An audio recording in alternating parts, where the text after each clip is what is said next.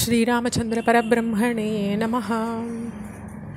ஜட்டாயு ராமர் சந்திப்பை வால்மீகி ராமாயணம், கம்ப ராமாயணம், துளசிதாசர் ராமாயணம்லாம் எப்படி சொல்லித்துன்றதை நம்ம போன ஆடியோவில் பார்த்தோம். அப்படி கழுகு அரசனை சந்தித்து தங்களுக்கிடையே இருந்த அன்பு பிணைப்பை உறுதி செஞ்சிட்ட பிறகு கோதாவரி நதிக்கரையில் ஆசிரமம் வச்சுட்டு அங்கே ராமர் தங்கினார் அப்படின்னு துளசிதாசர் ராமாயணம் இந்த சந்திப்பை சுருக்கமாக சொல்லிடுறதுன்றதை பார்த்தோம். பஞ்சவட்டியை போய் அடையிறா. ராமலக்ஷ்மணாவை பார்த்து, பஞ்சவட்டின்ற இடம் இதுதான், நாலா பக்கத்துலேயும் உன் பார்வை செலுத்தப்படட்டும், வனங்களின் தன்மை அறிஞ்சவண்ணி, இங்கே இந்த இடத்துல நான் ஆசிரமம் அமைச்சுக்கிறது பொருத்தமாக இருக்குன்றதுக்காக நிச்சயித்து அதற்கான ஏற்பாடுகளை செய்யணுட்டு சொல்கிறதா வருது. அப்போது ராமர் இப்படி சொல்லும்பொழுது லக்ஷ்மணன் சொல்கிறார், உங்களுடைய பணியாள் நான், அதனால் இந்த இடம் உகந்ததுன்னு நீங்கள் சொல்கிறீங்கன்னா அங்கேயே ஆசிரமத்தை கட்டுறேன், எனக்கு கட்டளை இடுங்கன்னு பதிலளிக்கிறார். ராமர் புன்சிரிப்போட லக்ஷ்மணனை பார்த்து ஒரு குறிப்பிட்ட இடத்த சுட்டி காட்டி, இந்த இடம் சமபூமியாக இருக்குது, மரங்கள் நிறைஞ்சிருக்கு, தாமரை குளம் அருகில் இருக்குது, அகஸ்திய முனிவரால் விவரிக்கப்பட்ட வண்ணம் இந்த இடம் சொல்லப்பட்டிருக்கு, அதனால் கோதாவரி நதிக்கரையான இங்கேயே நம்ம ஆசிரமத்தை கட்டிப்போம், இந்த இடம் பரிசுத்த இடமான காட்சி அளிக்கிறதுன்னு சொல்கிறார். இதை அடுத்து லக்ஷ்மணர் மண் சுவரை எழுப்பி மூங்கில்களால் பிணைக்கப்பட்ட கிளைகளையும் பரப்பி வைக்கோல் நாணல் கொண்டு கயிறையும் கூரையும் வேய்ந்து கட்டுறார். ஒரு அழகான பர்ணசாலையை கட்டி முடிக்கிறார். பின்னர் சாஸ்திர முறைப்படி கோதாவரி நதிக்கு போய் நீராடி பழங்களையும் புஷ்பங்களையும் எடுத்துன்னு வந்து பர்ணசாலைக்கு சாத்தி அதை ராமனுக்கு காட்டுறார். அதை கண்டு ராமர் ரொம்ப மகிழ்ச்சி அடைகிறார். சொர்க்கலோகத்திலிருந்து இந்திரன் வாழறது போல் அங்கே சீத்தையோட லக்ஷ்மணனோடையும் கொஞ்சம் காலம் வாழ்ந்தார் ராமர். பருவம் மாறி குளிர்காலமும் வந்தது. கோதாவரி நதியில் நீராடுறதுக்காக ராமர் விடிகாலையில் எழுந்து போக அவரை பின்தொடர்ந்து லக்ஷ்மணனும் சீத்தையும் போனாங்க. அப்போ லக்ஷ்மணன் அந்த குளிர்காலத்தை வர்ணிக்க தொடங்குறார். இந்த பருவத்தை கையால் கூட தண்ணீரை தொட முடியல, நெருப்போ சுகத்தை அளிக்கிறது, சூரியனோ பகலில் கூட உக்குரமுடையவனாக இல்லை, நதிகள் பனியால் மறைக்கப்பட்டு நீரை உடையவனாக காணப்படுறது, குளிர்காற்று பனியால் குளிர்விக்கப்பட்டதா மேலும் குளிர்ச்சி உடையதாக வீசுறதுன்னு சொல்லிட்டு அந்த பருவத்தை விவரிச்சுட்டே போகிறார் லக்ஷ்மணன். அப்போ பரதனின் நினைவுக்கு வருது அவருக்கு. அப்போ பேச தொடங்குறார்.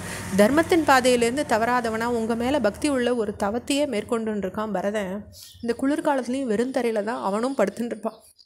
இந்த விடிற்கால வேறையில் நீராடுறதுக்காக அவன் சரைய நதிக்கு போயின்னு இருக்கலாம். சோதனைகளை சந்திக்காமல் சுகமாகவே வாழ்ந்துட்ட பரதன் இந்த பணியை தாங்கிண்டு சரைய நதிக்கரையில் எப்படி தான் நீராடுவானோ. பெருந்தோள் படைத்தவனும் தர்மத்தின் பாதையை நன்னா அறிஞ்சவனும் சத்தியத்தை கடைபிடிக்கிறவனும் வெறுக்கத்தக்க காரியங்களை செய்யாதவனுமான அந்த பரதனை நினச்சா எனக்கு மனசு வருந்துருது. நீங்கள் தவக்கோலத்தில் இருக்கிறதுனால அவனும் தவக்கோலத்தையே மேற்கொண்டுட்றான்னுட்டு ஒரு அண்ணனா பரதனை பற்றி லக்ஷ்மணன் ரொம்ப நொந்துக்கிறார், வருத்தப்படுறார். இப்படி பரதனுடைய நிலை பற்றி மனசு வருந்தின லக்ஷ்மணன் முடிவில் சொல்கிறார், பொதுவாக மனுஷா தாயாரின் குணத்தை கொண்டவாளாக தான் இருக்கா, தந்தையின் குணத்தை கொண்டவாளாக இருக்கிறது இல்லை. இதான் உலகத்தில் பேசப்படுற வழக்காக இருக்குது. பரதனால் இது பொய்யாக்கப்பட்டிருக்கு. பரிசுத்த மனசுடைய பரதனுக்கு தாயான அந்த கைகேயி எப்படித்தான் இவ்வளவு கொடியோளாக இருக்காளோன்னுட்டு லக்ஷ்மணன் சொல்கிறார். இப்படி பேசின போது அதை அடுத்து ராமர் சொல்கிறார், நம்ம தாயார் நிந்திக்கத்தக்கவ இல்லைப்பா, நம்ம குலத்துக்கு பெருமை சேர்க்குற பரதனை பற்றி பேசி கொண்டிருக்கியே, அந்த பேச்சையே பேசு, அதை கேட்கவே இனிமையாக இருக்குது. இந்த வனவாசத்தில் என் மனசு உறுதியாக இருந்தால் கூட பரதனை நினைக்கும் போது என்னமோ கொஞ்சம் தடுமாறுறது. அமிர்தத்தை ஒத்து அவனுடைய பேச்சை கேட்க என் மனசு அப்பப்போ ஏங்கிறது. லக்ஷ்மணா, உன்னோடையும் பரதனோடையும் சத்ருகுணனோடையும் சேர்ந்து நான் வாழற நேரம் எப்போ தான் வரப்போகிறதோ அப்படின்னு ராமரும் புலம்புறார். இதுக்கு பின்ன கோதாவரி நதியில் நீராடிட்டு லக்ஷ்மணன் சீதையும் பின்தொடர ராமர் நந்தி தேவனும் பார்வதி தேவியோடையும் இருக்கிற காட்சி அளிக்கிற ருத்ர பகவான் போலவே தோற்றமளிச்சார்னு சொல்லப்பட்டிருக்கு. நீராடிட்டு அவள்லாம் பர்ணசாலைக்கு நுழையிறாங்க.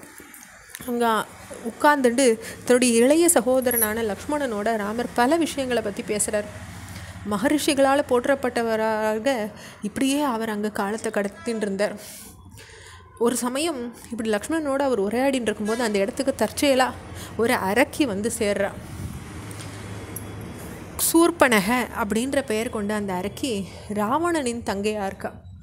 ராமரை பார்த்தோன்னே ஒரு தேவனை பார்த்தது போல் ரொம்ப வியப்படைகிறா அந்த அரக்கி. இதனுடைய தொடர்ச்சியை நம்ம அடுத்த பகுதியில் பார்க்கலாம். ஸ்ரீராமச்சந்திர பரபிரம்மணே நமஹ.